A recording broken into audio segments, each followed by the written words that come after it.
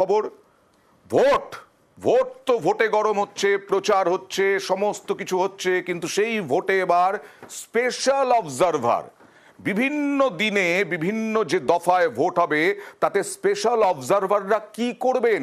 Special observer এর আগে দেওয়া হতো না, এবার লোকসভা ভোটে পশ্চিমবঙ্গে স্পেশাল অবজারভার মানে বিশেষ পর্যবেক্ষক। কথা বলবো মৈত্রীর সঙ্গে। মৈত্রী, স্পেশাল অবজারভারদের ভূমিকা কি হবে? দেখো, এই দুজন স্পেশাল অবজারভার, তার মধ্যে রয়েছেন স্পেশাল জেনারেল অবজারভার অলোক ঝা এবং special police observer Anil Kumar Sharma.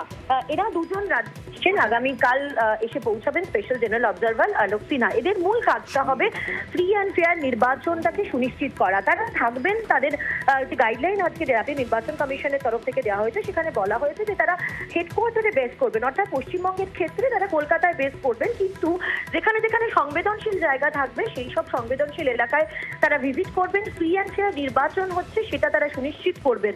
বিভিন্ন এজেন্সির সাথে তারা যোগাযোগ রাখবেন নিয়মিত এবং বিভিন্ন তথ্য তারা সংগ্রহ করবেন যাতে আইন শৃঙ্খলা পরিস্থিতিকে নিয়ন্ত্রণে রাখা যায়, সেটা যাতে সুনিশ্চিত করা যায় সেই দিকে তাদের নজর থাকবে।